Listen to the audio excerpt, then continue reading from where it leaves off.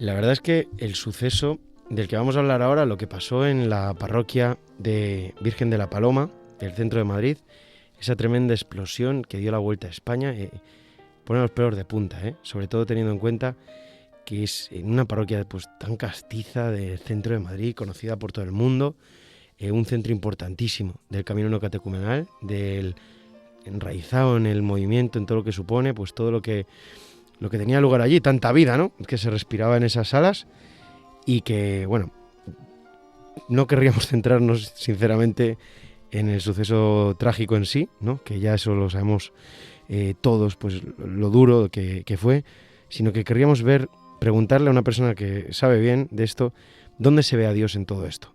¿Dónde se ve a Dios en medio de 4 muertes, 2 de ellas que la persona con la que vamos a hablar conocía muy bien, que son las de Rubén, sacerdote, y de David, padre de familia? Y yo creo que lo mejor es directamente preguntarle a él y que nos explique un poco qué se puede sacar de cara a Dios de todo esto, de lo que ha pasado en esa explosión de la parroquia Virgen de la Paloma. Él es Alejandro, y si no me equivoco, si me equivoco que me corrija él, es párroco insólido, ¿no? Se llama así canónicamente, creo, de la Virgen de la Paloma. Alejandro, ¿qué tal? Buenos días. Hola, ¿qué tal? Buenos días. Es así, está bien dicho, párroco insólido, se dice. Es párroco insolidum. Insolidum, vale, Una insolidum. palabreja Como en latín. del Como latín. en latín. Claro. Sí, sí. Yo Y que latín. significa que entre Gabriel y yo gobernamos la parroquia en solidaridad. Ah, O sea, que los dos somos párrocos. ¿qué recuerdas tú de ese día, Alejandro? Pues mira, yo lo que recuerdo es que la Virgen María a mí me saca de ese lugar, de ese momento trágico, como decías anteriormente, porque yo voy a hacer una compra. Fíjate que es una compra que yo había programado, una compra por internet, para recogerla el día anterior. Lo que pasa es que solamente podía recoger esta compra de 2 a 4 de la tarde. Uh-huh. Y entonces el día anterior, o sea, el día martes, yo había quedado con una persona para ir a recoger este pedido que había realizado. Y resulta que justo ese martes había también un misionero de nuestra parroquia, de una comunidad neocatecumenal, Ángel Iglesias, que está en Tanzania, y le invité a comer. Y entonces me dice que sí, que se viene a comer con nosotros, y yo tengo que suspender el retiro de la compra. Le digo al chico que me había hecho la venta, digo, mira, perdóname, pero tengo una comida. Y me dice el chico, dice, bueno, yo también puedo a partir de las 8 de la tarde. Digo, pues quedamos hoy a las 8 entonces. Y luego Gabriel me dice que a las 8 tenemos una reunión de la congregación. Gabriel estaba pasando el COVID. Y entonces me dice yo, Alejandro, no puedo ir, necesito que estés tú. Yo vuelvo a llamar a esta persona nuevamente y le digo, mira, perdóname otra vez, pero es que me han puesto justo una reunión. Y entonces él me dice, bueno, pues si puedes, quedamos mañana. Y de esto que tú te olvidas, porque era una compra de una cosa que tampoco era tan necesaria en ese momento. Sin embargo, recibo un mensaje a la 1:30, al otro día, el día 20, el día de la explosión, y que me dice, si quieres, te espero a las 2:30 en Villaverde, en tal sitio, ¿no? Y yo, como había quedado tan mal el día anterior, ¿no?, porque no había podido ir ni por la comida, ni por la reunión que me había dicho Gabriel que asistiese, No te pudiste negar. le digo, no me puede negar, digo, es que te he dejado plantado ya 2 veces ayer, pues sí. Y estaba recogiendo nieve con Gabriel en el patio porque los despachos se estaban mojando mucho, y entonces dejo la pala puesta en un montón de nieve y cojo el coche y me voy. A los minutos después de estar, que estaba justo en el momento haciendo la compra, me llama Rubén y me dice, oye Alejandro, dice, ¿tú estás por aquí? Y digo, no, he salido a comprar un momento. Y me dice, porque Rubén me había visto quitar la nieve, y me dice, es que aquí huele a gasoil. Dice, ¿no habrás utilizado tu gasoil? Y a mí me sonó muy raro. Digo, no, gasoil, para nada. Digo, bueno, pero yo voy para allá.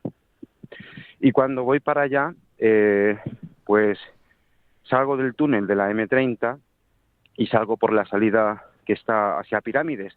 Justo empiezo a subir la calle Toledo, que está hacia arriba, y me llama una persona de la parroquia y me dice, oye Alejandro, ¿estás bien? Y yo pensaba que me preguntaba, porque como habíamos pasado un tiempo de aislamiento, digo, yo estoy bien, de hecho yo me he hecho una PCR y he salido negativo. Le digo eso y ella me dice, porque la explosión fue tremenda. Y entonces yo relaciono esas palabras con lo que me había dicho Rubén 15 minutos 15 antes, minutos antes, claro. y Ala, o sea entonces que lo pensaste. sí, miro hacia la puerta de Toledo, que está hacia arriba, hacia la iglesia, y veo hay una columna de humo y nada, pues imagínate la situación, Hombre, Qué horror. totalmente desbordado, ¿no? La primera pregunta es ¿por qué? ¿Por qué nos sucede esto? Nosotros que habíamos estado realizando durante la pandemia una obra buenísima, que hemos estado con la Eucaristía todos los días, salíamos a cantar, animados a la gente, hemos estado dando alimentos a los más pobres, ¿no? Y tú dices, ¿por qué? O sea, no entiendo nada, ¿por qué tienen que pasar las cosas a nosotros, ¿no? De esta manera. donde, Y Alejandro, sí, perdona, continúa. sí, dime. No, que te iba a decir yo que si no te llega a sacar la Virgen de ahí, podrías haber fallecido tú también, evidentemente, ¿no? Con la Efectivamente, explosión. yo tendría que haber estado en lugar de David, porque Rubén lo primero que me dice es, Alejandro, tú estás aquí, porque está oliendo aquí a una cosa rara, a un gasoil, me dice él, y Rubén estaba buscando una mano que le ayudase. Me llama a mí, yo no estoy, entonces dice, llamo a David, que vivía muy cerca de la parroquia, ¿no? Bien. Entonces, la situación que nos desborda, yo en mi estado de WhatsApp tengo una frase que me gusta mucho, desde que la escuché la tengo ahí como muy guardada, que es ¿cómo es posible que la luz se apague, ¿no? Y yo tenía esa sensación en ese momento, ¿cómo es posible que la luz se apague? O sea, ¿cómo es posible que de repente que todo estaba tan bien, o sea, que se apague todo, ¿no? Y no ves nada en ese momento, no piensas en Dios, no piensas en nada más que por qué, ¿no? Es la pregunta que salía al principio. Yo también recordaba un poco, ya después, ¿no? Un poco el acontecimiento de Abraham, que es la palabra de este fin de semana, que cuando va subiendo al monte Moria, ¿no? Que parece que Dios le ha pedido algo que antes le ha dado, ¿no? Yo veía que Dios nos había dado pues esa bendición de estar cercanos a la gente, no solamente a la gente del barrio de alrededor, sino a mucha gente que nos había seguido por el canal de YouTube, ¿no? Y que ahora parece que Dios como que te lo pedía. Y no entendía absolutamente nada y la pregunta estaba ahí, ¿no? En el por qué. Pero luego esa palabra que luego dice que luego Dios provee, pues también la hemos ido viendo, ¿no? Luego pues pudimos celebrar ya cuando supimos lo de la muerte de David y pudimos celebrar una Eucaristía en casa de los padres de Sara, que es una casa más grande, con toda la familia de David, con muchísimo dolor, como os podréis imaginar. Claro. Sin embargo, para nosotros fue como un bálsamo y como esa palabra de que Dios provee parecía que se empezaba como a asomar y que era verdad. O sea, el Señor nos dio fuerzas a los sacerdotes para, como decir, oye, veamos qué pasará de ahora en adelante, ¿no? Luego nos fuimos al hospital a ver a Rubén porque pensábamos nosotros que todavía se podría salvar, ¿no? Porque para ubicar a la gente, quien no lo sepa, David, que es el padre de familia, fallece antes que Rubén. Rubén aún llega al hospital y está un tiempo allí, ¿no? Luchando para salir adelante. Efectivamente. Y entonces nosotros teníamos esa noticia de que Rubén estaba vivo, que estaba luchando por su vida, y nos fuimos allí después de celebrar la Eucaristía al hospital. Nos dio muchísima paz el ver a la familia de Rubén, que estaban tranquilos, ¿no? Que la fe les estaba sosteniendo. O sea, que darte cuenta un poco que la fe no es algo que está volando por el aire, sino que es una realidad que se encarna en la vida de las personas. Yo estaba viendo cómo toda la fe que se ha ido albergando en esta gente durante años y años en la parroquia, de repente estaba mostrando como toda su fuerza, ¿no? En este acontecimiento. Y entonces nos ayudó ver a la familia, el médico que salió como que nos dio alguna esperanza dentro de toda la situación, como que el primer round parece que lo había ganado Rubén, le faltaba otros combates todavía que ganar, pero el primer round parece que lo había ganado. Nos fuimos un poco con esta esperanza porque habíamos llamado a Matías, que es el otro sacerdote que estaba en nuestra vivienda, porque yo vivía con Rubén y con Matías, y que milagrosamente había salido con vida. Sí, que se quedó atrapado en uno de los pisos altos del edificio, con todo destruido. Es un no milagro. obstante, También, ¿no? la procesión que estaría viviendo Matías, imaginaros cómo sería que cuando le decimos, ¿quieres que te vayamos a ver? Y él dice, sí, por favor. Entonces estuvimos en el hospital, vimos a la familia, el médico nos da estas primeras noticias que parecían que eran buenas, entonces nos fuimos a ver a Matías, que estaba como a 10 minutos del hospital en el barrio Monte de Carmelo. Y entonces Matías lo primero que hace es abrazarnos, es llorar, ¿no? Contarnos un poco cómo estaba y tal. Y según nos está hablando Matías, me llama un hermano de la comunidad de Rubén y que me dice, oye, nos ha dicho el médico que Rubén probablemente no pase de esta noche. Vaya, entonces nosotros fuimos otra vez, efectivamente, al hospital, y llegamos al hospital 5 o 10 minutos después de que había fallecido, y pudimos entrar en ese momento a ver a Rubén, ya su cadáver, y te impactaba pues el rostro que tenía, un rostro que era sereno.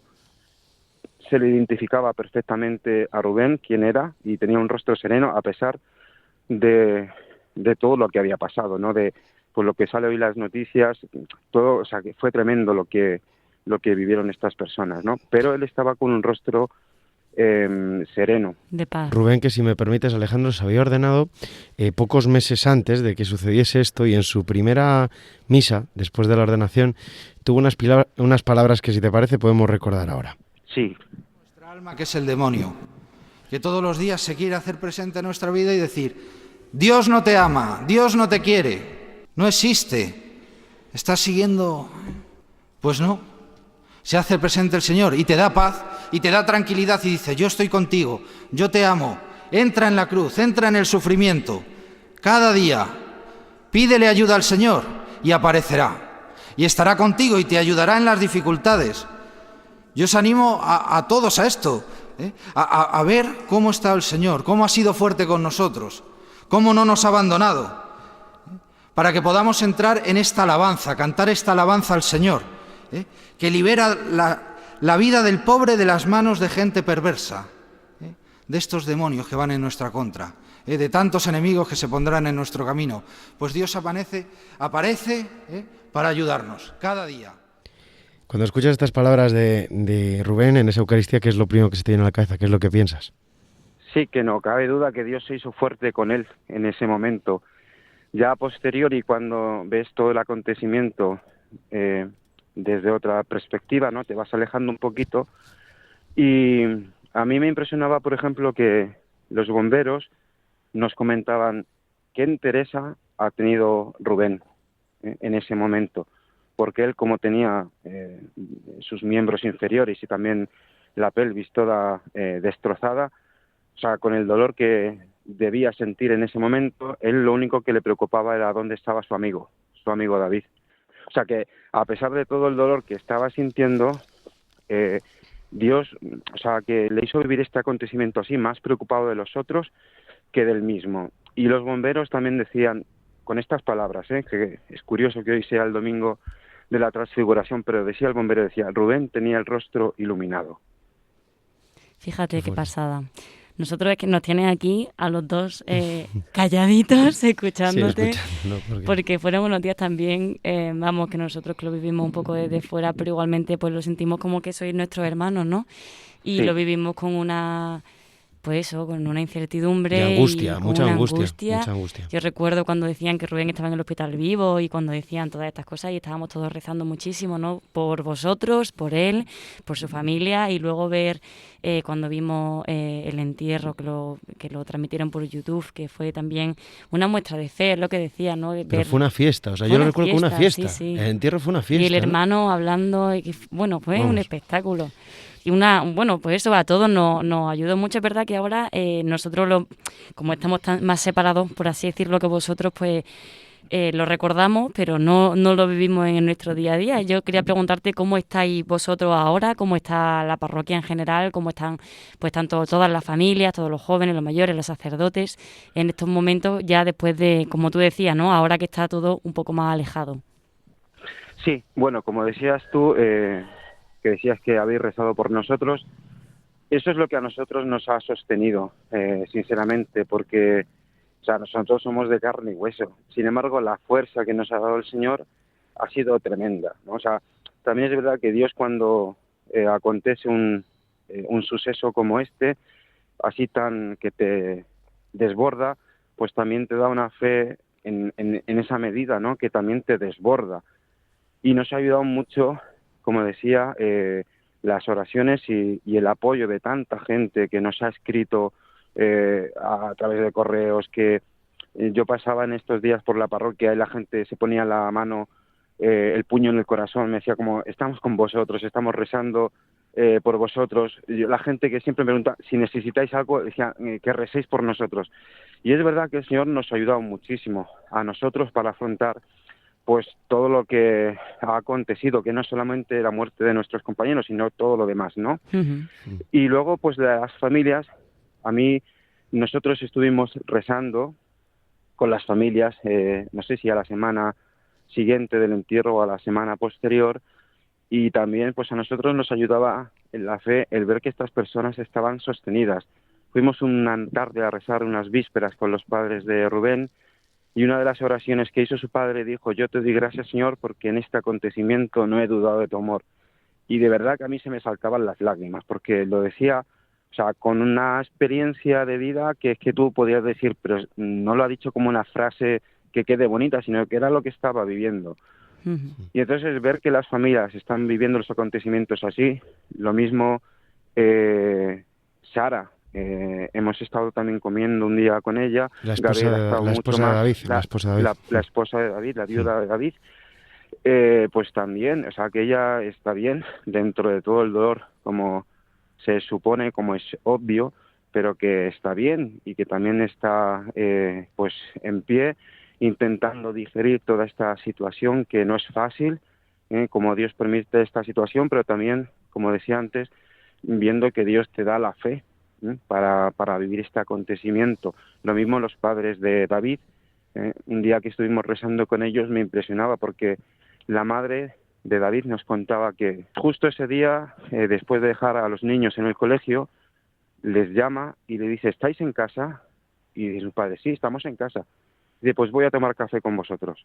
Anda, fíjate. O sea, ¿cómo se sale un poco de la vida ordinaria? Que era irse pues a su casa y ya está, pues se va a casa de sus padres, desayuna con ellos, luego le despiden sus padres y desde el ascensor él le dice, os quiero. Y la madre decía, nunca nos decía esto. O sea, que lo ves todo como una despedida, que parecía que Dios, no quiero ser exagerado, pero como que lo tenía preparado todo. Sin duda. Entonces sin eso duda nos ha ayudado a nosotros muchísimo y también a las familias.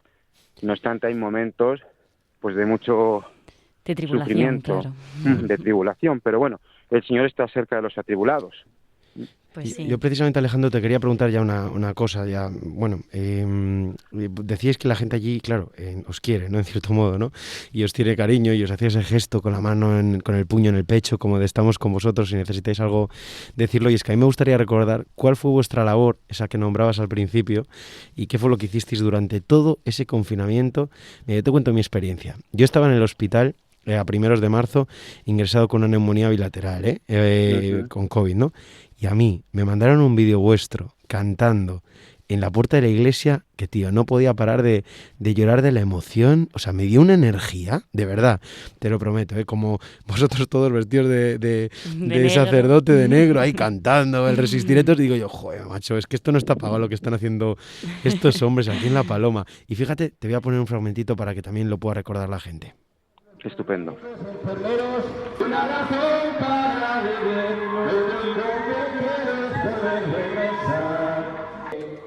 El que escribe se enamora, pues que podamos también hacer este canto al amor. Esas tres cositas nada más te doy, porque no tengo fortuna, esas tres cosas te ofrezco, alma, corazón y vida y nada más. Alma para conquistarte, corazón para quererte y vida para vivirla junto a ti. Erais felices en ese momento, era felicidad en medio del confinamiento, ¿no? Efectivamente, sí. A ver, cuando lo escucho yo me emociono porque ha sido Dios el que nos ha llevado a hacer todo esto. O sea, por nosotros no hubiese pasado nunca. Pero bueno, ha sido Dios el que ha querido que prestásemos esa labor, pues de animar a las personas, a los vecinos, que tampoco no nos conocían, y que a través de esto, pues ellos también le han puesto de alguna manera un rostro a la parroquia, ¿no? Se han acercado a la iglesia, después del confinamiento se han acercado dándonos las gracias, etcétera, ¿no? Luego también nos pidieron celebrar la misa a través de un canal de YouTube. Tampoco lo veíamos nosotros al principio, pero luego ya no nos podíamos resistir, digamos así, y comenzamos con esta labor que poco a poco nos fuimos dando cuenta, o sea, de la repercusión que tuvo, porque no fue solamente aquí en Madrid, ni siquiera en España, sino en todo el mundo, ¿no? Y vimos cómo era Dios el que quería llevarnos a celebrar la misa de esta manera, ¿no? Sí. Y luego, pues también, durante ese tiempo, pues había mucha gente pues que no tenía ni para comer, y entonces, pues a través del Banco de Alimentos y a través de otras instituciones, pues pudimos ayudar a los más pobres de la parroquia, y prácticamente todos los días dábamos alimentos para esta gente. Pero fíjate qué gracia, porque es lo que decía, ¿no? Que os ha dado a conocer un poco a todo el barrio, no solo a todo el barrio, por supuesto a toda España. Yo, personalmente, tenía mi tía de que vive en Córdoba, escuchaba todos los días la misa que hacíais, la homilía de Gabriel, y estaba encantada de tener, o sea, literalmente fuisteis lo que más le ayudó en ese tiempo, ¿no? Yo recuerdo también muchas misas vuestras que la seguíamos igual, pero eso que ha sido algo que os ha puesto como en el centro, ¿no? De la pandemia, os ha dado a conocer por todas partes, y ahora Dios lo ha devuelto porque en cuanto ha pasado esto, todo el mundo, a mí me escribieron desde Nicaragua algunas amigas, se ha volcado, ¿pero qué ha pasado? Se ha volcado todo el mundo. Todo el mundo sabía quién erais, todo el mundo lo sabía, y ha rezado por vosotros de una manera que a lo mejor no hubiera sido posible con otra, no sé, con otra parroquia o lo que sea. O sea, que ha sido como que todo lo que habéis dado se os ha devuelto en forma de oración, que es verdad que es difícil, pero que es muy bonito pensar que como habéis estado en el centro de una manera y luego de la otra, ¿no? Y que igualmente pues Dios ha estado ahí presente, claro. Sí, efectivamente. O sea, que lo que decía antes, parecía que todo el Señor lo había preparado, primero con el canal de YouTube, luego este acontecimiento, y como dices tú, que luego mucha gente nos ha mostrado su apoyo y que mucha gente ha estado detrás de nosotros rezando, sosteniéndonos a nosotros con sus oraciones. Alejandro, ya para terminar, no te quito más tiempo, simplemente una palabra que puedas darle a la gente que lo esté escuchando en medio de este periodo de sufrimiento, sin vosotros casi siendo nómadas, ¿no? Sin poder volver a vuestra casa, que está destrozada por ahora, esa parroquia donde vivíais. ¿Qué le dirías a la gente? En medio, hablabas de que sentías al principio cómo se podía apagar esa luz, cómo es posible que la luz se apague, ¿no? Pero que pronto, poco a poco, se fue recuperando esa luz, ¿no? A través de Sara, de la familia de Rubén, de todos los que les conocían y los que lo vivisteis, ¿no? Cómo vivisteis esa resurrección poco a poco, ¿no? ¿Qué palabra darías ahora, este tiempo después de estas semanas, a la gente que lo pueda escuchar y que diga, pues Dios está actuando aquí en medio de este sufrimiento también? Sí, yo sobre todo diría pues que el sufrimiento nos toca a todos, también a los cristianos, o sea que, digamos así, que la fe no es algo para vivir mejor en esta tierra, ¿no? Para vivir mejor aquí, sino que nos da la vida inmortal, ¿no? En el corazón, y que cuando el sufrimiento te toca, pues dejar que te toque, acogerlo, ¿no? No rechazarlo. Uno muchas veces tiene un proyecto de vida, como un padre que tiene un proyecto de vida con sus hijos, y cuando está esperando un hijo te lo imaginas de una forma, luego parece que es de otra forma, y en vez de acogerlo, pues estás como no en la decepción de que no se ha cumplido lo que tú tenías en la cabeza, ¿no? Pero, o sea, acoger el acontecimiento del sufrimiento y ver que Dios, a partir de que tú acoges ese sufrimiento, comienza poco a poco a transformarlo y a transformarlo en vida. Pues muchas gracias, Alejandro, por estar aquí en la Sal de la Tierra con nosotros. Y muchísimas gracias, sí, por haberlo recordado. Y a vosotros. Simplemente transmitirte que, vamos, y hacer un llamamiento a todos los que estén escuchando ahora la Sal de la Tierra, que sigan rezando por esta parroquia de Virgen de la Paloma de Madrid, esta cuna del camino neocatecumenal también en España y en todo el mundo, el primer catecumenium del mundo, si no me equivoco, ¿no? Efectivamente. Sí, entonces, rezar por ellos porque han hecho mucho bien, porque siguen haciendo mucho bien, y para que el Señor, sobre todo, pueda seguir con ellos y les pueda dar sentido a todo esto y les dé la fuerza, ¿no?, para seguir con esta misión. Muchas gracias, Alejandro, y que todo se solucione pronto y que podáis volver a vuestra casa de una forma, pues, de una buena forma. ¿Vale? Un abrazo, pues Alejandro. Un abrazo, Muchas Alejandro. Gracias.